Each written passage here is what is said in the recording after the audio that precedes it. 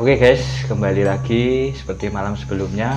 Kita akan membahas tentang cerita horor yang pernah dialami oleh narasumber kita.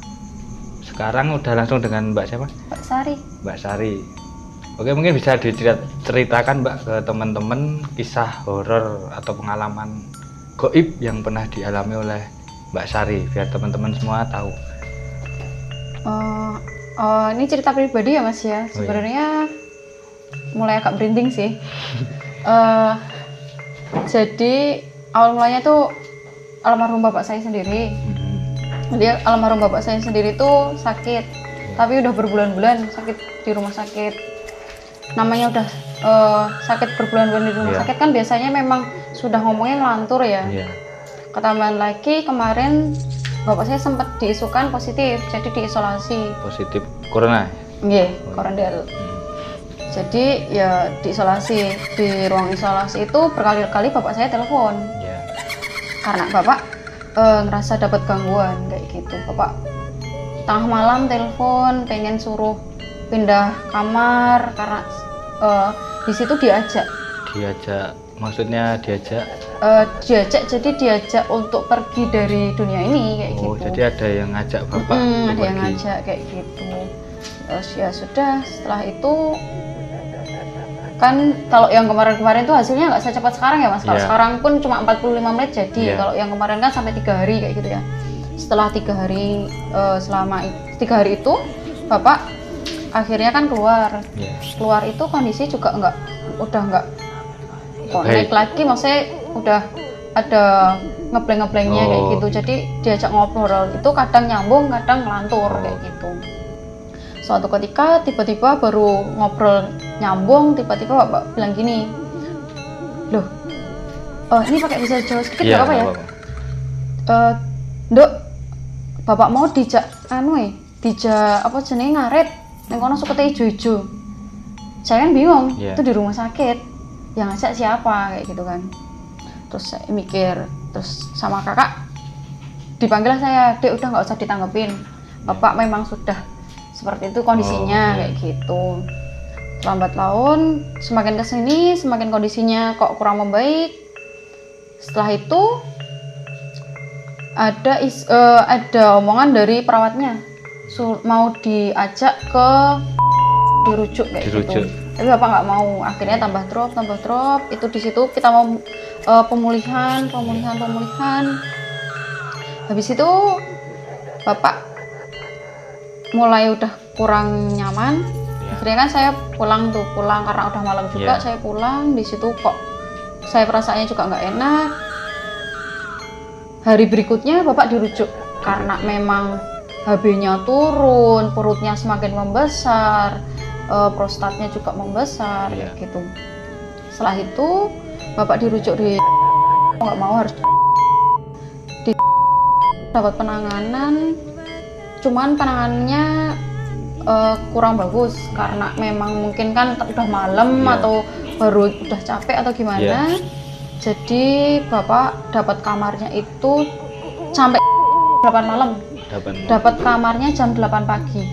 Jam 8 pagi bapak sudah mulai kesadarannya menurun. Habis itu masuk ke ICU. Di ICU udah nggak bisa ada yang nungguin. Kita cuma bisa nengok sesekali aja sih kayak gitu. Beberapa hari bapak kok kesadarannya menurun. Habis itu saya ditelepon sama kakak saya, bapak kritis. Udah di situ pikiran saya udah nggak tahu lah mau kemana lagi. Bapak saya satu-satunya, bapak saya yang memang sudah udah saya rawat dari awal bapak sakit kayak gitu. Setelah itu hari berikutnya 3 hari setelah bapak diisukan untuk koma itu kebetulan saya libur. Nggak tahu kenapa kok sebelumnya itu saya pulang ke rumah bapak kan rumahnya kebetulan beda dengan saya kayak gitu. Pulang ke rumah bapak kok pulang itu bau anyir. Di situ saya udah bilang, aduh ini pasti nggak lama lagi ya, gue bilang gitu kan, karena udah ada firasat seperti itu. Dari beberapa anaknya yang kena firasat cuma saya, padahal saya bukan anak kandung di situ. kok baunya sudah anyir. Itu bau di rumahnya ya? Iya, dari rumah sampai jalan menuju rumahnya. Oh. Dari gang mau masuk rumahnya itu udah mulai bau anyir kayak gitu. Memang udah beberapa kali sih kejadian kalau saya bau anyir biasanya memang ada yang mau melihatkan diri atau mau ada yang meninggal kayak gitu. Setelah itu bapak akhirnya semakin kondisi kurang baik. Tiba hari Minggu kebetulan saya libur kerja. Kok firasat saya pengennya bebersih dengan saya bilang, kan ditanya sama ibu, kenapa kok kamu bersih dari pagi sampai sore belum selesai? Biasanya saya jarang kayak gitu kan, karena capek kan kayak gitu. Saya bilang, kayaknya besok saya mau pergi bu, besok kalau misalnya saya ada acara, biar semuanya udah clear semua kayak gitu. Tapi itu mau pergi tuh sebenarnya nggak ada planning. Nggak ada planning kemana-mana kayak gitu. Pengen pergi gitu. Pengen pergi kayak gitu. Memang ada firasat tuh bakalan besok perginya tuh lama, nggak cuma 1 jam 2 jam kayak gitu. Ternyata setelah selesai bebersih kamar, udah serasa capek, mau tidur kok nggak bisa tidur. Jam 10 tuh ditelepon sama keluarga bapak. 10 malam ditelepon sama keluarga bapak, katanya kakak pulang. Di situ saya kok tumben, biasanya nggak panik. Biasanya nggak panik, santai aja kalau kakak pulang kayak gitu. Di situ saya panik. Kakak harus cepet-cepet balik ke rumah sakit, takutnya bapak kenapa-napa kayak gitu kan. Ternyata jam 12 ditelepon sama kakak, tak reject, kok ditelepon lagi, tak angkat. Dek, yang tabah ya, maksudnya gimana, nggak usah ngawur, aku bilang gitu kan. Seketika kakak bilang, bapak udah nggak ada, bapak udah nyaman di sana, udah nggak ngerasain sakit, bilang gitu kan. Loh, sebelumnya 2 atau 3 menit sebelumnya aku habis aja bikin status bilang gini, kak, cuma kita berdua yang berjuang, kita berdua berjuang buat kesembuhan bapak, semoga bapak cepat sembuh ya. Setelah itu bapak dikabarkan meninggal itu tadi, meninggal. Akhirnya panik histeris di situ karena saya ikut tinggalnya ke bapak kandung ya. Saya teriak, Pak, Bapak Kidul, aku bilang kan, manggilnya Bapak Kidul. Bapak Kidul meninggal, aku bilang gitu kan. Seketika nggak pandang itu udah malam atau gimana, udah sekarang pakai jaket, ayo kita ke selatan gitu kan. Ya udah kita ke selatan, sampai selatan semuanya nggak boleh masuk karena bapak diisukan COVID kayak gitu. Itu di rumah selatan? Di rumah selatan diisukan COVID. Saya tetap nekat masuk karena memang itu keluarga saya kayak gitu kan. Saya masuk, saya ngurusin juga, saya masuk. Habis itu semuanya sudah histeris, mama histeris, terus Simba histeris. Alhamdulillah kan bapak almarhum kan masih jadi ceritanya bapak almarhum tuh punya 2 bersaudara.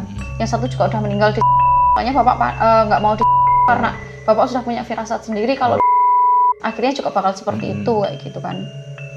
Habis itu kakek histeris sampai sudah kayak gitulah, udah nggak sadarkan diri juga kakek sama nenek. Saya bingung di situ harus bagaimana karena di situ yang bisa menghandle cuma saya karena udah nggak ada cucu yang lain kayak gitu kan.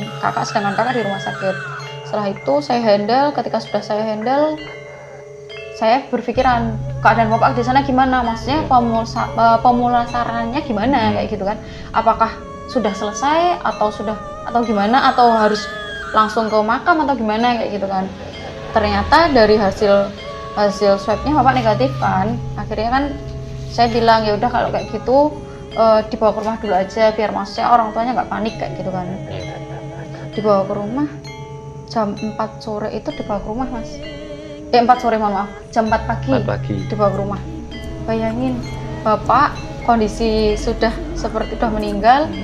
Biasanya kan pakai keranda ya mas, itu nggak pakai keranda mas, cuma kayak bed kayak gitu yang buat nandu itu. Bapak nggak ada bednya. Ketika jalan coba masih bentuk pocica mas, bentuk pocica, jalan-jalan otomatis kan saya bukan takut karena pocicanya, tapi karena saya takut bapak jatuh kayak gitu. Tak jagain bapak ambulannya ngebut, saya bilang pelan-pelan takutnya bapak jatuh gitu. Habis itu pulang dimakamin. Setelah dimakamin sore biasanya saya langsung pulang, itu nggak pulang sampai sore. Di makam dulu sampai sore gitu? Enggak, di makamnya cuma sampai beberapa jam kayak gitu.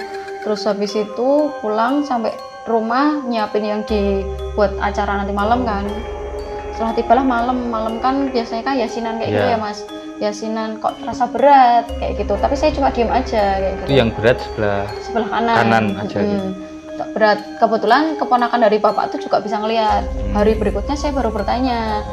Dia bilang, itu Pak D, Mbak gitu. Pak D masih sayang sama Mbak gitu. Ya udah aku bilang, ya Le, memang mungkin bapak dekatnya cuma sama aku karena apapun juga ceritanya sama aku kayak gitu. Setelah itu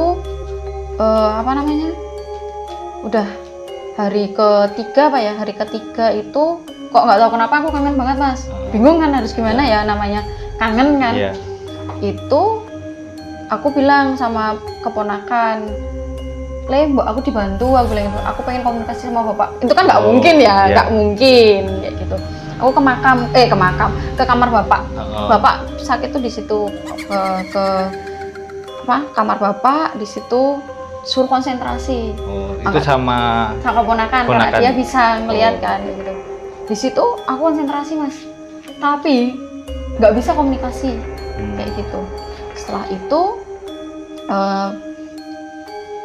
itu tiba-tiba saya ditinggal sama keponakan, ditinggal keluar pada di depan kan, masih pada habis yasinan kan pada di depan kayak gitu. Tiba-tiba keran Mas, keran bunyi, air Mas, air keluar kayak gitu. Kalau biasanya orang cuci muka kan biasa ya, cuci muka biasa. Itu enggak, kalau bapak kan beda. Kalau bapak kan cuci muka habis itu diminum terus dikumur-kumur kayak gitu.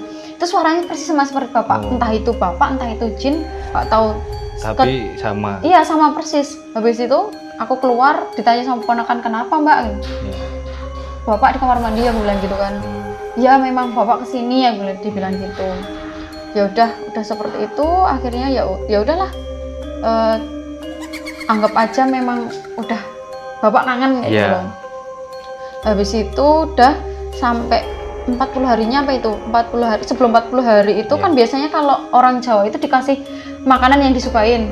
Terus habis itu rokok itu kalau nggak dihisap ya Mas, kalau nggak dihisap kan biasanya cuma biasa ya. Itu cepet tuh loh Mas, kayak dihisap terus keluar asap sama merah-merahnya itu loh, baranya itu keluar kayak orang dihisap kayak gitu. Meletik gitu. Terus tak tanya, ini Pak D sukanya rokok yang ini gitu. Hari berikutnya beliin. Udah 40 harinya, udah 100 harinya. Ketika sudah 100 harinya, kok tiba-tiba aku bermimpi itu bapak pulang bilang gini, Nok, kamu besok kalau semisal udah udah lulusan, jangan lupain sama bapak ya kayak gitu. Terus habis bilang itu bapak bilang kangen kayak gitu. Ya udah, akhirnya udah sampai sekarang sih belum ada cerita lagi Mas. Cuman beberapa kali aku kangen, terus ketika udah kangen tuh ya udah kayak gitu. Jadi yang sering didatengin tuh malah aku kayak gitu. Aku sama adik cucunya kayak gitu. Udah yang lainnya udah nggak ada lagi. Jadi setelah 100 harinya tadi terus dimimpiin nggak inget itu udah nggak datang lagi. Udah jarang datang lagi sih kayak gitu. Cuman ya itu tadi kalau sering ke rumah bapak masih suka keinget posisi bapak di mana, duduknya gimana tuh selalu keinget kayak gitu. Itu aja sih. Cuman aku yang aku heranin itu kenapa yang dapat firasat tuh malah aku dari awal sampai akhir, sampai bapak sudah 100 hari itu cuma aku kayak gitu. Sedangkan aku tuh juga bukan anak kandungnya kayak gitu. Sebelum bapak meninggal juga bapak pernah bilang sih, bapak pengen rumah di bawah pohon bambu. Sampai sekarang kan belum terlaksana. Tapi memang di situ sudah terkenal angkernya kayak gitu. Jadi bapak sering kali kalau memang baru keadaan nggak enak ke situ kayak gitu. Jadi ya kayak gitulah, memang sudah takdirnya bapak dipanggil sama yang kuasa. Oke guys, cukup menarik ya cerita dari Mbak Sari. Jujur merinding saya mendengar. Sama Mas, belakang panas nih. Oh ya, jadi sebelumnya saya mengucapkan turut berduka cita, semoga bapak tenang. Amin. Dan terima kasih sudah mau berbagi cerita. Mungkin Mbak Sari ada cerita lagi mungkin atau pengalaman horor lainnya? Banyak sih sebenarnya Mas. Saya kan juga kerja di suatu tempat yang memang sudah lama banget dia berdiri ya kayak gitu. Di situ banyak hal sih Mas yang menantang, dari ada kisah yang orangnya dipindah kayak gitu. Oke, menarik guys. Kayaknya mungkin bisa besok diceritakan di episode selanjutnya ya Mbak. Oke, terima kasih. Ada dan tiada, nyata dan tidak, tapi semua itu ada. Kembali lagi di video selanjutnya. Pantengin terus, jangan kemana-mana. Terima kasih. Terima kasih ya Mbak.